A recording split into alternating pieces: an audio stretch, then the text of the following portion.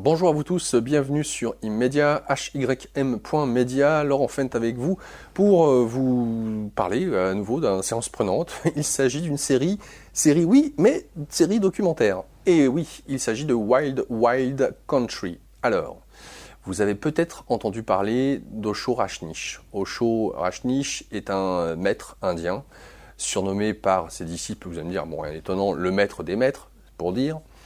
Est un homme très controversé. Pourquoi ? Parce que Rolls-Royce, montre en diamant, voilà. Pour ce qui est de l'apparat, on va dire qu'il les met en jouet. Et c'est vraiment ça qui caractérise Osho Rajneesh par rapport à l'idée qu'on se fait d'un maître réalisé ou éveillé. Lui avait pour but de ne pas rentrer dans les cases. Et il aimait choquer. C'était sa manière d'enseigner. Et il a séduit beaucoup de monde. Il n'en reste pas moins que soit on s'attache à l'extérieur, à la façade, bon, on peut douter du bien fondé de l'homme, mais on peut aussi s'intéresser sur le fond, plutôt que la forme, et là c'est autre chose. Alors pour cette petite histoire, Osho Rajneesh, en tant que maître d'origine indienne, avait un ashram à Pune dans les années 60-70 surtout, qui marchait très bien avec beaucoup d'occidentaux qui y allaient et il y avait des milliers de personnes. Et à un moment donné de son histoire, il a demandé à sa secrétaire personnelle de faire un petit tour quelque part dans le monde, de façon à trouver un endroit. Et le rêve de Osho, c'est de pouvoir de créer une ville consciente, entre guillemets. Tout dépend de ce que vous mettez derrière consciente, mais voilà. Et sa secrétaire personnelle ayant fait ses études aux États-Unis, elle-même d'origine indienne, est partie aux États-Unis, notamment en Oregon, où il y avait, c'est le sud, désert, espace, parfait, pour y implanter ce qui allait devenir donc le centre d'Osho aux États-Unis. Seulement, ça a été une petite révolution, j'allais dire, parmi les pecnos du coin, avoir des gens qui arrivent et qui construisent tout à partir de rien. Une ville entière, quasiment autonome et indépendante. Alors, c'est ce que nous apprend cette série documentaire, c'est ce qu'ils ont pu réaliser. Et c'est tout simplement gigantesque. Gigantesque. Alors, il n'y avait pas de salaire.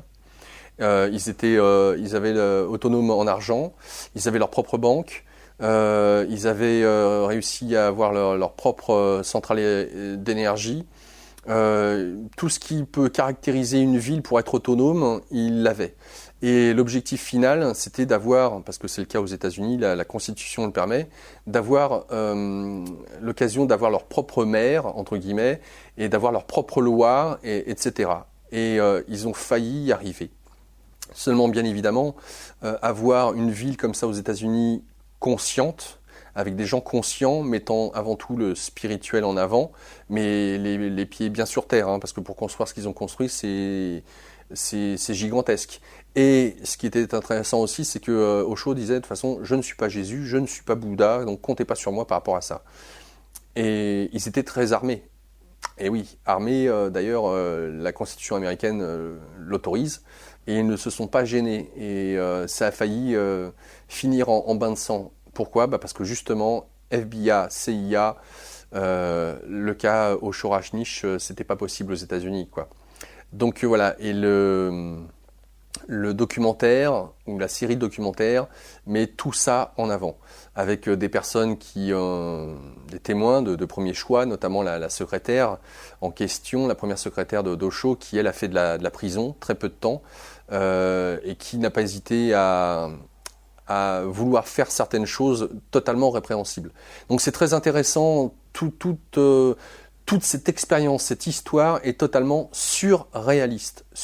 Donc si vous ne connaissez pas, alors c'est Netflix qui a mis en avant cette série documentaire.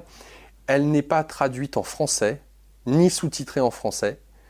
Bon, j'espère que ça ne sera pas un frein pour vous. L'anglais est assez simple à comprendre et la série est suffisamment bien réalisée pour que vous en compreniez, on va dire, la quintessence. Et si d'aventure, eh bien, il y a par la suite la série qui est traduite ou sous-titrée en français, n'hésitez pas à me le faire savoir via un mail.